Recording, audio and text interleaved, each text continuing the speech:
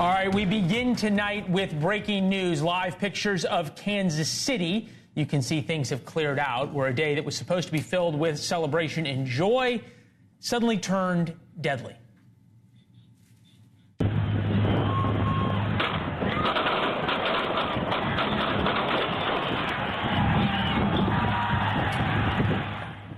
So those are the gunshots that was just after the rally and the parade celebrating the Chiefs' Super Bowl win. So far, one person's dead, 24 more injured, 7 of those life-threatening injuries. One hospital confirms that they are treating 12 patients, 11 of them are children. One witness then described the scene.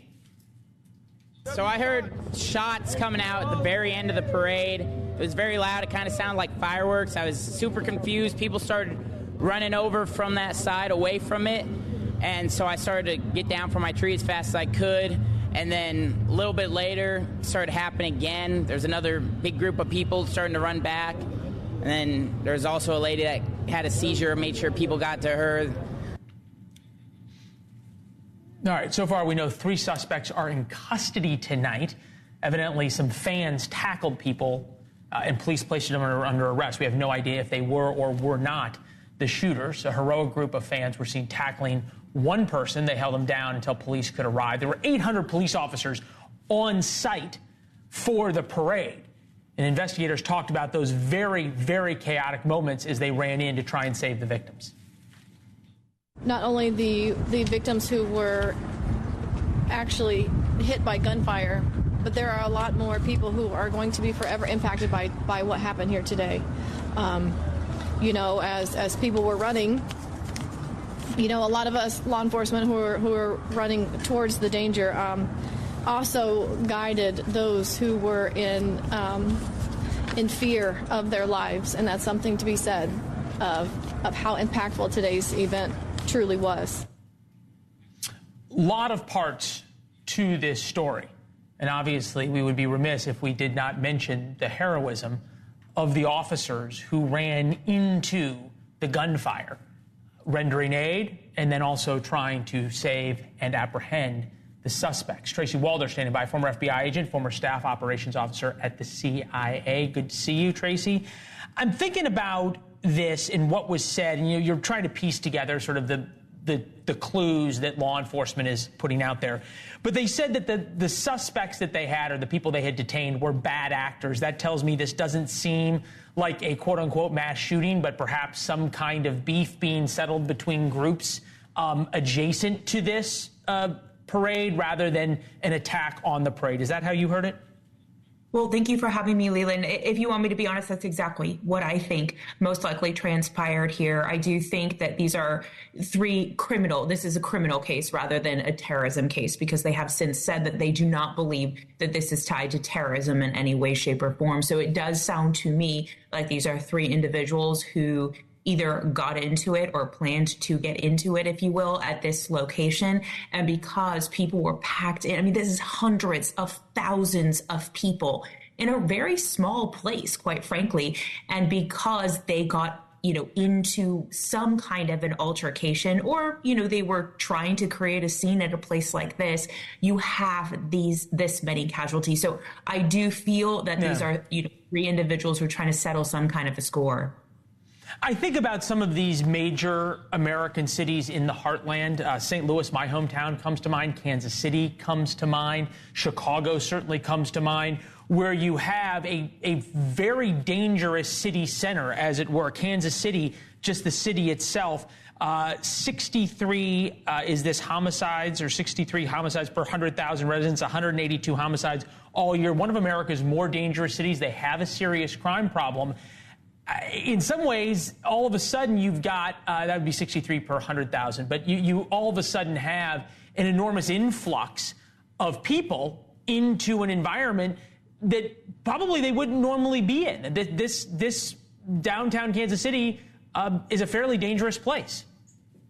Right. So you have 800 police officers, as you mentioned before, undercover police officers, FBI agents, any kind of law enforcement that you can really mobilize in this area. You are pulling them off of street patrol and other crimes that they could be looking at and putting them all in one place. They don't have a choice. They have to. They did the right thing in this situation. But at the same time, it's also keeping other crimes, quite frankly, from being held at bay. And this can be problematic in a situation like this. You also had, I think it was Kansas City PD, who came out and said that they were quite frankly glad that Taylor Swift, there was no chance that she could be at this parade, because you also have to look at the Chiefs themselves. Their profile has really gotten a lot higher, within the last year. And that requires more and more and more security. And I think they did an excellent job. But I just think in a situation like this, you are not pre-screening people who are coming into this area. No. You can't. It would take a day to do that. And it just becomes extremely difficult. All right. When you take a second and just listen to some more sound of understandably, and we understand people who are Kansas City Chiefs fans come from hours around. You think about all the way north into Nebraska and Iowa. I guess it would be north and west from Nebraska, but certainly from Iowa, Kansas City Chiefs fans, from Oklahoma coming up, who all converge there, and from other parts of Missouri. Take a listen. I had 4 kids and they got split up, and I just had them 2. So I had to throw them over the thing so that we could go in there, and I couldn't find them. We just actually located them. So it was crazy. When we were in Union Station, some of the officers was telling us to go out and the other ones wouldn't let us come out. So we was kind of stuck in between, and it was just a lot of people crying and things like that. All right. Terrifying for the people there. I thought it was interesting the mayor talked about sort of guns as if they're this amorphous object that suddenly starts shooting and killing people, which they're not. People use guns to engage in this behavior. I'm wondering, in your experience, what are we going to find out about the shooters? That's an excellent question. And actually, to your point of people converging from all over, it's my understanding that an individual from Omaha actually helped subdue one of these shooters, quite frankly. So really that speaks to what you had mentioned before.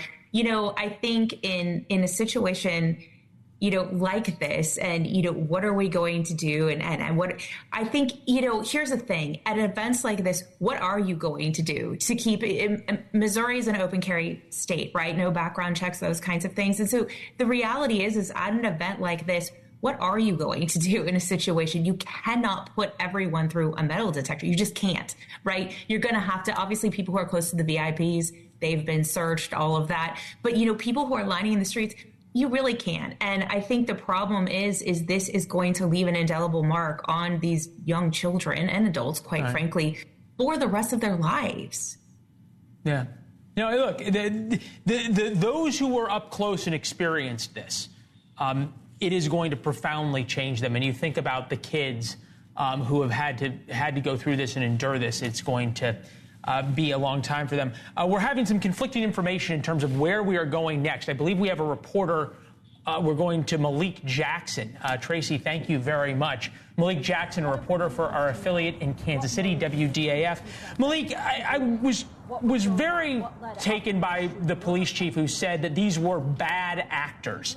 And I'm wondering, if you've the shooters that they believe were involved here, as you have talked to your police sources, are they able to expand on that at all? She says she's still working on piecing together those details, but that a couple of her officers... No, and they don't know exactly what happened or what led to this. They have not said anything about that. But what we do know is that 3 people were detained. But while we were live on air, one shop that I was in, we were talking to a minor who had lost her parents and was crying, did not know what to do. She was running away, and we were speaking with her. And at the same time, during this live shot, we saw police take someone behind us. So we know that there's 3 people that's been detained, but there's at least 2 other people we saw being arrested, on top of the video that has circulated on the internet of Good Samaritans stepping up when it mattered the most.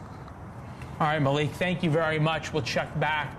We'll obviously keep our eyes on Kansas City and what's happening there. Back to Kansas City as news warrants, and we get any more information on the shooters or what may have motivated them. The House Intelligence Committee chairman, something else that was quite scary, not only for Kansas City, but for the rest of America. The chairman, Mike Turner, issued a dire warning this afternoon on what he called a, quote, serious national security threat. Quote, I'm requesting that President Biden declassify all information relating to this threat so that Congress, the administration, and our allies can openly discuss the actions necessary to respond to the threat. There's a lot of problems with that because our allies and their security services can discuss it if it's classified information, as can the administration, as can members of Congress, as certainly can members of the intelligence community. So why would he want it declassified? And it's very easy to think, when you see that, chairman of the Intelligence Committee and national security threat, that World War III is around the corner. It's terrifying. A lot of people got scared that war was imminent. As we've gotten more reporting on this, it is probably what he is referring to, some type of new Russian space-based weapon. But it is not something they are going to use tomorrow. Democrats and Republicans have come out across the board and said, well, don't really worry that much. And now the attention is turned to Mike Turner. To understand how this is just not a partisan issue in Washington, this is now Mike Turner against all of Washington, here is the House Republican Speaker, Mike Johnson. I will press the administration to take appropriate action, and everybody can be comforted by that. I saw Chairman Turner's statement on the issue, and I want to assure the American people there is no need for public alarm. All right, there's nothing more important than national security. It should be nonpartisan. And in Washington, the president is obviously commander-in-chief, but on Capitol Hill, there is what is called the bipartisan Gang of Eight. The chairman and ranking members of the House and Senate Intel committees, plus the Speaker and minority leader in the House and the majority and minority leaders in Senate. They get access essentially to the crown jewels, to America's most closely guarded secrets. They get far more information than is given to members of Congress, even in classified briefings. Turns out that Turner freelanced totally. In fact, the National Security Advisor, Jake Sullivan, will brief the Gang of Eight tomorrow, but Turner came out even ahead of that. All I can tell you is that I'm focused on going to see him, sit with him, as well as the other House members of the Gang of Eight tomorrow, and I'm not in a position to say anything further from this podium at this time. All right. We've certainly been critical of Jake Sullivan on this show, of his policies, and really of his results, but he is rightfully angry. Turner scared a lot of people. It sounded like war was going to start tomorrow. Victoria Coates is here, former Deputy National Security Advisor to Trump. I almost don't know what to say about this. The idea of an Intel chairman freelancing like this is kind of unthinkable. Leland, good to be with you. I was actually sort of hoping you were going to ask me about the Mona Lisa because this is a really difficult situation. Agreed, it's alarming when you have the chairman of the House Intel Committee come out and say something like this. And, you know, certainly we need to be concerned if there is some dramatically new Russian space-based system, because, of course, they're sharing all of that with the Chinese, if not also with the Iranians. So that is a legitimate concern. But why today? And I have to say, I'm a little concerned that, you know, the chairman was very, very focused on the markup of 702 of the surveillance provisions in the Patriot Act, which are happening this afternoon, and wanted to maybe create a little bit of drama around that. And as you say, scare a whole lot of people in the course of it.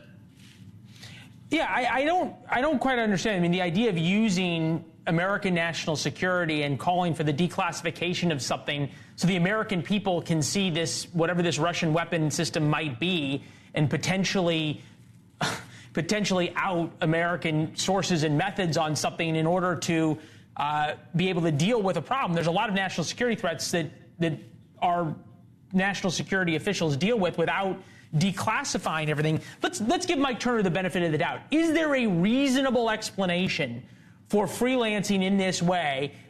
Clearly, the House Speaker didn't think it was necessary. Clearly, the minority leader in the Senate, a Republican, nor did the ranking member, the Senate Intel Committee member, who's a Republican. So it's not partisan. Is there any explanation for freelancing like this?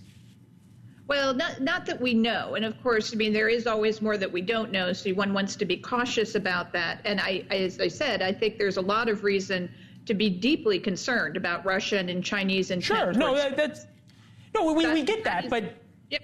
That's not why. I mean, I agree. Why today? And why are we getting it from the House Intel Committee? So I think this has just created so many questions.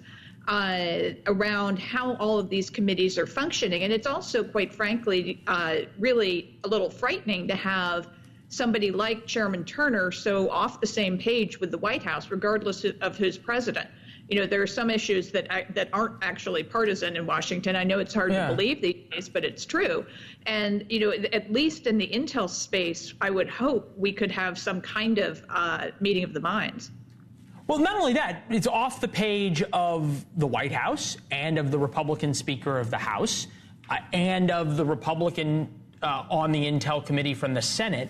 A little bit about him. He was Turner, lawyer, mayor of Dayton, Ohio for a while, and he is a firm backer of Ukraine. Take a listen. Ukraine has to be funded. We have to respond to Russian aggression, or we will have a broader war there. And also, the atrocities that Russia has been undertaking in Ukraine need to be responded to. This puts him on the side, right, of a lot of Republicans in the House. And if you're trying to make the case, give money to Ukraine to fight Vladimir Putin, knowledge that getting it out there that Vladimir Putin has some wild new weapon to take on the United States helps that argument, does it not? Well, I guess that could be what he's thinking. Again, I don't want to characterize it. From my perspective, though, it really does highlight the fact that Ukraine can be a distraction for the United States when we have a much bigger fish to fry. And all right, looks like we lost Victoria Coates's signal just at that moment. Look, we all hope that there's a reason that Mike Turner did this for good of country. What that might be, a lot of smart people can't figure out, but to be determined. We've asked him to be on the show, obviously, as I'm sure every television show here in Washington, and so far he's declined. We'll stay on it. Coming up next, forget politics for a while. And that would be nice, wouldn't it? 4 years after COVID, with over 1 million American lives lost, there's still been no Blue Ribbon Commission on all our responses. What we got right, what we got wrong. More importantly, is there a way to prevent a disaster in the future? See you in a minute.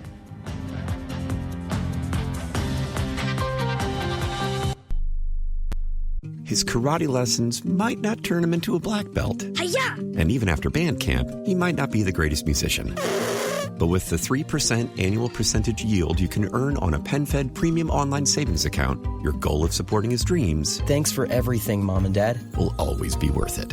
Apply today at PenFed.org/savings. Federally insured by NCUA. $5 minimum to open account. To receive any advertised product, you must become a member of PenFed. PenFed's got great rates for everyone. It is the latest effort within the White House-led American Climate Corps. USDA, in partnership with AmeriCorps, the Corps Network, and the National Association of Conservation Districts, are establishing a new Working Lands Climate Corps. This is on top of the Forest Service Climate Corps that was announced in December. Deputy Agriculture Secretary Xochitl Torres-Small in a call with reporters Monday. This new branch of the Climate Corps will provide at least 100 young Americans service opportunities. White House National Climate Advisor Ali Zaidi adds, this path-breaking initiative is an incredibly important way to engage the talents of more and more folks in what is the existential challenge of our lifetime. Organizations wishing to participate have until March 8th to submit applications via www.corenetwork.org/WLCC. The web address also provides information on upcoming webinars February 15th and 20th. I'm Rod Bain reporting for the U.S. Department of Agriculture in Washington, D.C. This is The Making of America from the Jefferson Media Group. Just prior to the end of America's war between the states, a reporter asked President Lincoln what he believed the future held for a healing America. And this was his answer. If destruction be our lot, then we ourselves must be its author and its executioner. For as a nation of free men, we are destined to live through all times, or die by suicide. It would seem those words are as prevalent today as when first spoken by Abraham Lincoln in 1865. This has been The Making of America. I'm Michael Emerson, and you can visit us at jeffersonmediagroup.com. Thank you for listening to NewsNation, America's independent source for unbiased news. NewsNation, news for all America. Stand Up to Cancer asked leading cancer researchers to speak about why they do their work. Two words come to mind for me. One is responsibility. The other is purpose. It's just so inspiring to do research that impacts human lives. Stand Up to Cancer has been a critical partner in advancing research for cancer. Cancer research saves lives. So please, help us fight in this battle against cancer. Be a part of the team that ends cancer at standuptocancer.org. This message is from the U.S. Department of Veterans Affairs. Do you know veterans can use VA healthcare even if they have other forms of coverage, like a private insurance plan or Medicare? Save money on prescriptions, vision, even urgent care, and get the best care for veterans. Sign up at va.gov, call 1-800-MyVA411, or visit your nearest VA medical center. At First Tee, we are building game changers. We believe all kids deserve to feel excited to grow, safe to fail, and better equipped for whatever comes at them next. We do this by helping them develop their golf swing, but more importantly, their inner strength. First Tee coaches help young people ages 7 to 18 navigate the course, as well as guide them through new challenges in life. Because we know what's inside doesn't just count, it changes the game. Learn more at firsttee.org.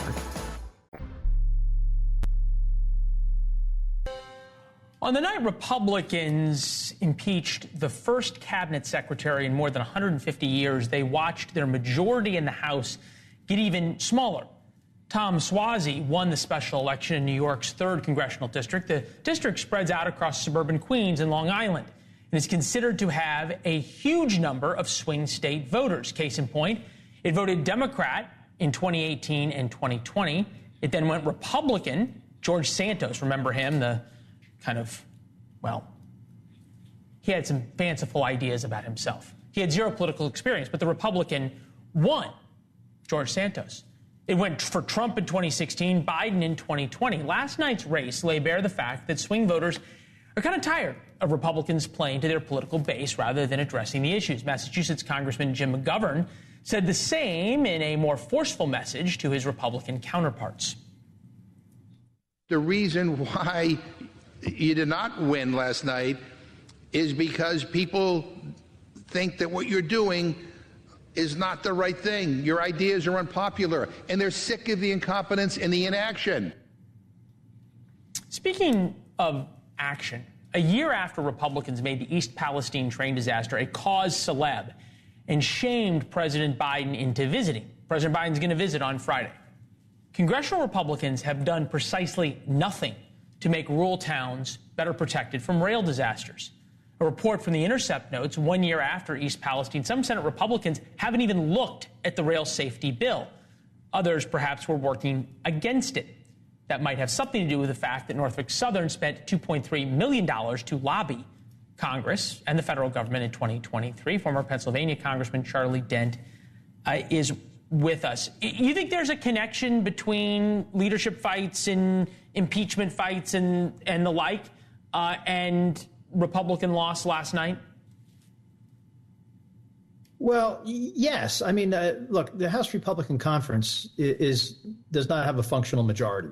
It's that simple, and that bared itself out with respect to the various speaker fights for McCarthy initially, 15 rounds, and then they removed him. Then it took a long time to get Johnson in place. And they just had a very difficult time doing the basics of governance.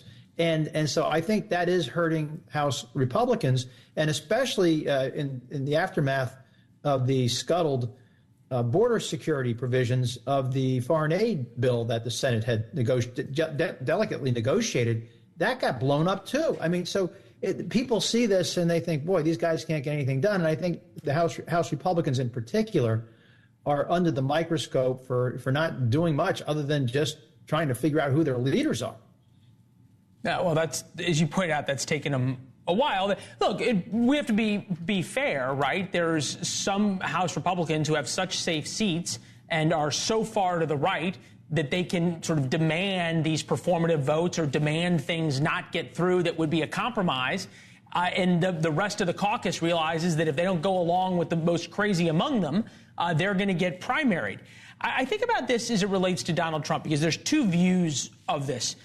Donald Trump, this is a very foolish woman. Mazi Philip running a race where she didn't endorse me and tried to straddle the fence when she would have easily won if she understood anything about modern day politics in America. In other words, she was too moderate for a swing district. If only she had endorsed Trump, then suddenly there would have been more Republicans in Nassau County, New York, showing up to vote for her in the snow. You buy that? No, Trump's actually got this wrong. One thing he does have right is I think that Philip was not a particularly good candidate. Swazi is. You know, he's a moderate, pragmatic, problem-solving Democrat. He's a proven winner up there. And he obviously separated himself from Joe Biden on the border and crime and some other issues. So he played it very smart. Philip, on the other hand, you know, they were hammering her over some tax issues. I mean, you know, if you're going to run somebody in the George Santos seat, a man who was, you know, expelled for all kinds of, you know, craziness and including financial issues, you might want to have a candidate who was squeaky clean. Yes, she has a great personal story serving in the IDF, but boy, oh boy, you know, there was a bit of a Santos penalty, I suspect, in that district in this race. So bottom line, you're right though that about your basic premise is correct that Trump is really not helping things. Trump lost that district by 8 points. If she just behaved like Trump, I'm sure that things would have gone even worse than they did for her last night. I think about things that the GOP could have dealt with, right? Rail safety, border reform, foreign aid to allies, national debt. You say they don't have a functional majority, and there's nothing Democrats like more than watching Republicans fight for each other, fight amongst each other. I guess, why is it that, and maybe the answer is there's just not a strong enough leader, but why is it that nobody is able to look at all of them and say, look, we can have our fights amongst yourselves, but let's try to put Democrats in a bad position. That's more important. Well, I think Republicans, this is where I'm just mystified. Here they negotiated Senate border provisions, James Lankford and Senator Murphy. They negotiated this bill, got many conservative policy victories on asylum reform, and then they walked away from their own agreement. I mean, to me, that's just staggering. Here they actually got some things that they desperately wanted. They could have had a deliverable, but then Trump intervened and said, you know what, I want the issue. He wants the issue and doesn't want to solve the problem. And frankly, it hurt Philip, and she endorsed Trump's position in the end, which was foolish. And Swazi ran as the compromise candidate saying, hey, I'm trying to fix the border. So I don't understand. Even when they have a solution in hand, they walk away from it. Why? Because a lot of those hardliners in the House don't want to vote for anything that has Ukraine funding in it. And frankly, they also want to just pander to Trump. I mean, so that's Republicans have made their bed. Congressman, it's good to see you as always. We appreciate the thoughts. Thank you. Think about 4 years ago right now. So this would have been Valentine's Day 2020. You remember where you were, what you were thinking? You probably had never heard of COVID. The world had no idea, literally, we had no idea how our lives were about to change because of this mysterious virus from China. Take a listen. Dozens of Chinese have come down with pneumonia in a major city in western China, and officials don't know why. They know it wasn't caused by flu, and they have traced it to a food market. Officials now worry that traveling patients could spread the disease. Oh, and they did spread it. More than 1 million Americans, 1.1 million Americans would die. Reading math scores would plummet because of lockdowns. We miss weddings, anniversaries, graduations, tore families apart. The economy took a $14 trillion hit. And now we're, quote unquote, back to normal. It's worth pointing out, though, that we are in no better position to handle the next pandemic. There's still dozens of unanswered questions about how the U.S. and world leaders responded. For years here on the program, we've been calling on Congress to create a blue ribbon commission to investigate just basic things about what worked and what didn't. You'd think we'd want to get to the bottom of all of the problems of the pandemic. A blue ribbon commission, 9/11 style commission, January 6th committee style investigation, so we can fix all the problems. You know, it was long ago based on that hair. Bethany McLean's book, well, doesn't quite replace a blue ribbon commission, but she's tackling some of these issues surrounding COVID. It's called The Big Fail: what the pandemic revealed about who America protects and who it leaves behind. Bethany is with us. Now, just from the start, right, COVID became incredibly politicized. I'm wondering how you had to deal with that in reporting this book. So it never made sense to me. I remember in the early stages of the pandemic, I was on Twitter worried about children needing to get back into school. And a friend of mine said to me, "I didn't know you were a Trump voter." And it confused me to no end because I thought, what does one's politics have to do with how you think we should respond to a pandemic?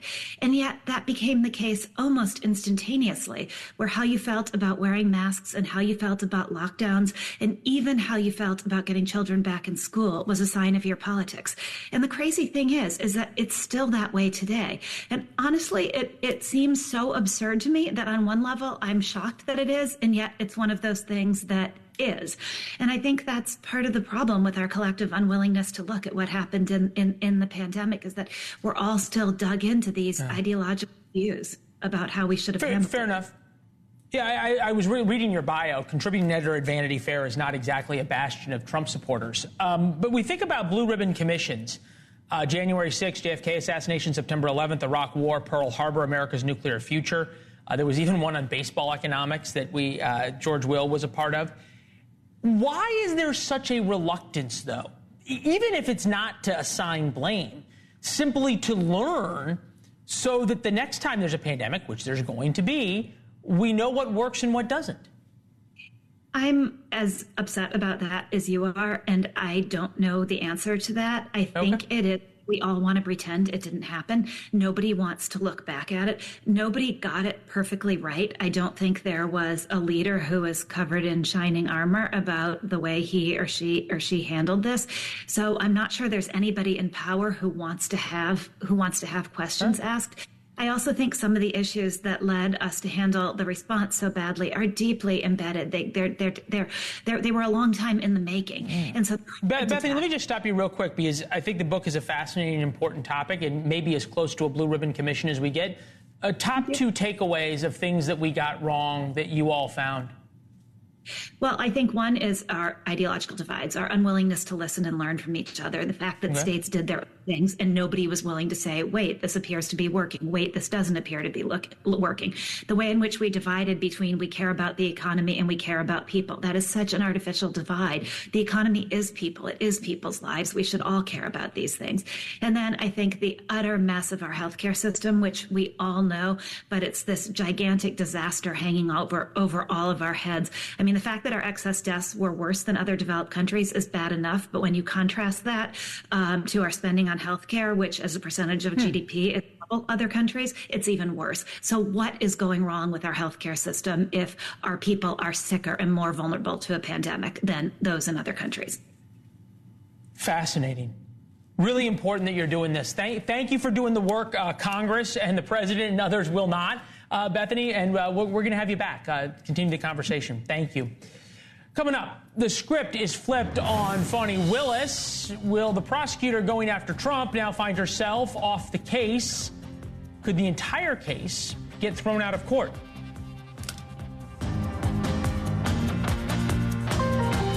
We have a pretty nuanced But don't you think that there's something different, Michael? But the fact is, if you take off the table the best lawyer, the best litigator, I understand. Rico, I get it. You're going to undercut the case. I get it. The people who want Donald Trump convicted and they want him thrown in prison are going to say... No, if you want a good trial from top-flight lawyers, you want Fani Willis in the courtroom. And if you want...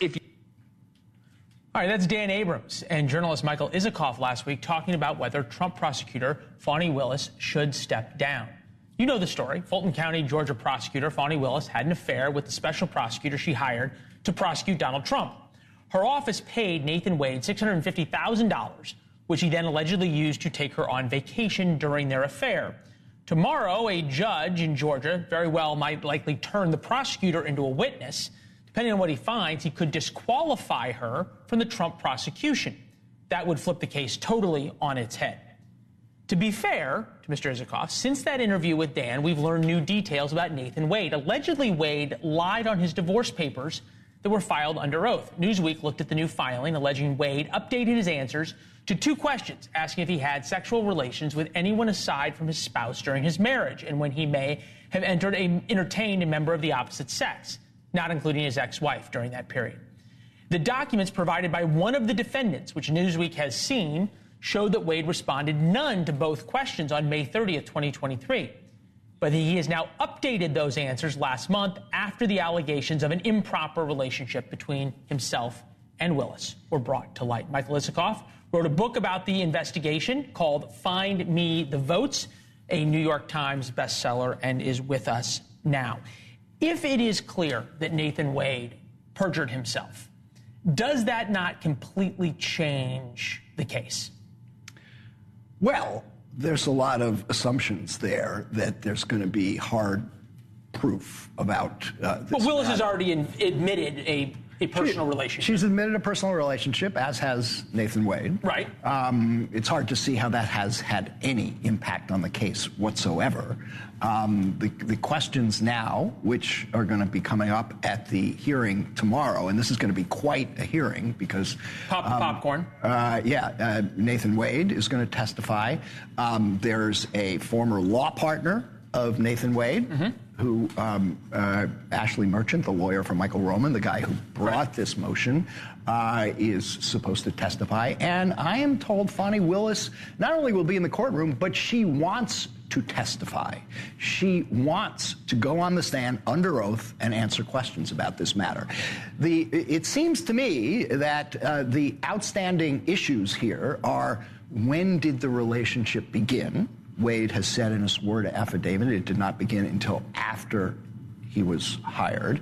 Willis has said that in court papers filed as well. And I get you. I got a couple of questions here. Well, one is, this book was thoroughly reported. You said you spent a lot of time in Georgia. How did you miss this?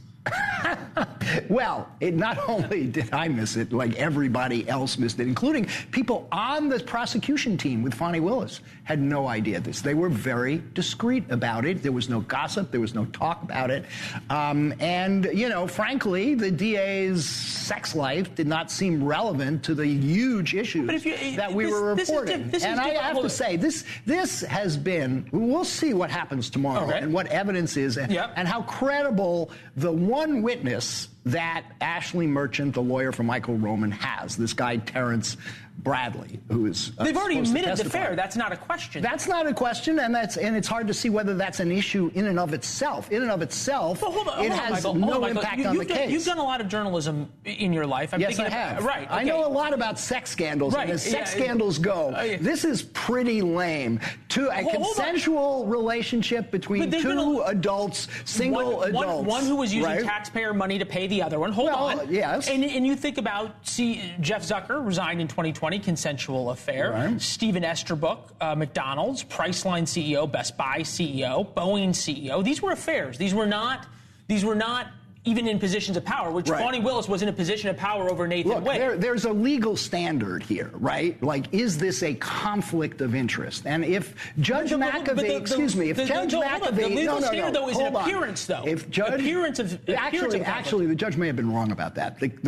That's the standard for judges. It's not the standard for prosecutors. The standard for prosecutors is conflict of interest. It's not an appearance. The judge may have been wrong about that.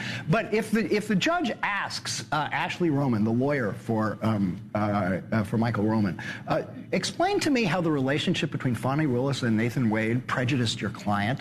I have no idea what she'll say.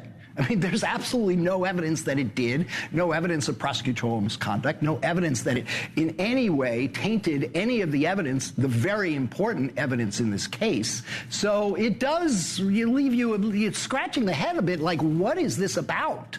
What are we talking about? Now, the theory here seems to be that the money, because Nathan Wade was hired as an outside counsel and was being paid, that therefore this was a corrupt bargain and they had some vested interest in paying, in making money for Nathan Wade so he could take her on trips. Right. Now, she has said in the court papers that on these trips that they split the expenses roughly equal. If that's the case, and she can show that, it's hard to see how that goes anywhere. I mean, Jack Smith is being paid out by the Justice Department. Can you argue that he brought the election interference case so he can make more money? That's the gist of the argument, which sounds kind of preposterous when you think about it. I mean, like, come on. I mean, yeah. I got to run. You got to run? I could stay for a while if you want to really dissect this. We will. Find me the votes. There we go. A lot about Fonnie Willis in there. Yeah. When we hold on, sit down. I got to read the tease. When we come back, more on the breaking news out of Kansas City, where children celebrating the Chiefs' victory were caught in the crossfire.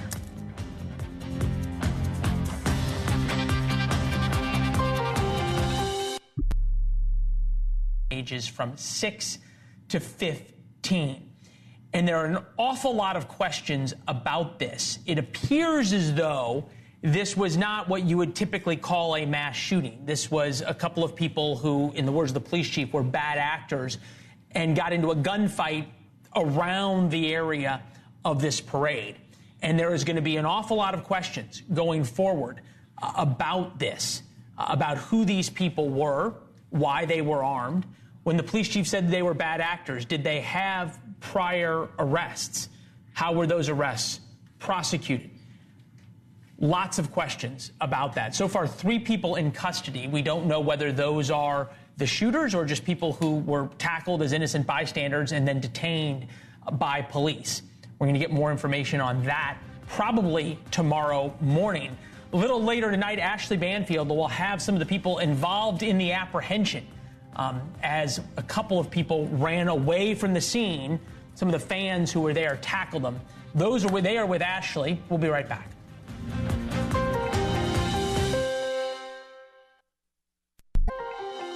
So while Valentine's Day is often highlighted as a celebration of love, for some, the day can be filled with maybe sadness, a little loneliness. While some may be looking forward to showing some love, others plainly are not. You might have seen the anti-Valentine's Day events or gifts over the years. One business decided to hold its own event against the Day of Love. I got to swing by and see the action. Romantic. Today's Valentine's Day.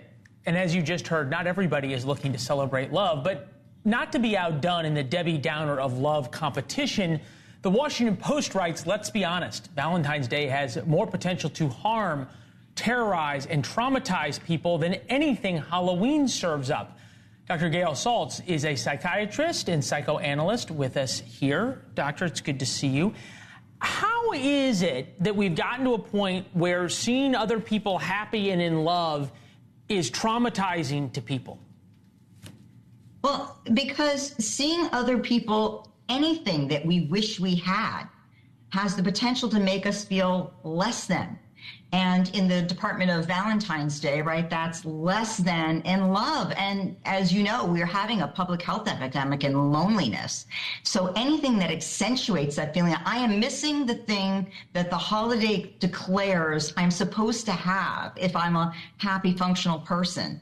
So loneliness is a real problem. And when it's exacerbated, it causes depression and anxiety. Yeah, no, I get that. I guess there's an argument that we've all become so, I don't know if it's so weak or so self-consumed that we can't be happy for others, and that somehow it's everybody else's responsibility to not put something on Instagram so that it doesn't offend or hurt or traumatize those who don't have it. Well, I don't subscribe to that so much as I say, if this is bothering you, turn off your app for a few days. You don't have to look. Yeah, exactly. But if you are celebrating, you're entitled to share your love. You're entitled to share your happiness. It's just that you can't demand that everybody else be happy with you and feel the same way. Yeah, I guess if you're happy with the right person, you really don't care what anybody else thinks. Although I have to admit that the day has gotten away from me, and I have not done the requisite Instagram post. There might be somebody who's unhappy. Yeah, it's coming. Don't worry. Oh, you're in the doghouse. And in fact, this shouldn't be the only day of the year that you express your love and happiness to your partner if you have a healthy relationship. It's a lot of pressure for those like you too. You see, I've now been traumatized. I didn't realize how difficult this segment could be. I think about this, though, and I think you make a great point, that you don't subscribe to this idea that if it's traumatizing to you, then other people shouldn't do it. But so many do, and I'm wondering for somebody who deals with really serious mental health issues. That's why you're a psychiatrist. that when everything is a mental health issue, when everything is triggering, when everything is hard, then nothing is, right? Then we can't have the serious conversations about the edited photos on Instagram that give young women complexes about eating disorders. I really try to talk to people about the difference between illness, which is these symptoms rise to the level of disrupting your ability to function in life, and psychological issues that could use care and attention. Absolutely. You need coping tools. Maybe you want to talk to somebody about it. Maybe you want to attend to it to prevent it from getting worse. And there's a difference between those two things. Absolutely. Not everything is trauma. Not everything is illness. Is there a danger in people who make everything trauma and illness? Well, I think, as you're pointing out, it can dilute our attention to real trauma and illness. But I do want to say to people, preventive mental health care is worthwhile. We do every other kind of preventive health care. Yeah. Preventive mental health care is worthwhile. It's a good point. I think you said the best thing for preventive mental health care: delete the apps. It's amazing. It frees you so much. Absolutely. It's amazing. Yeah, digital detox. I do it on vacation. It's good to see you, ma'am. Thank you very much. We appreciate the insight. Happy Valentine's Day to my Valentine and to all those who are celebrating.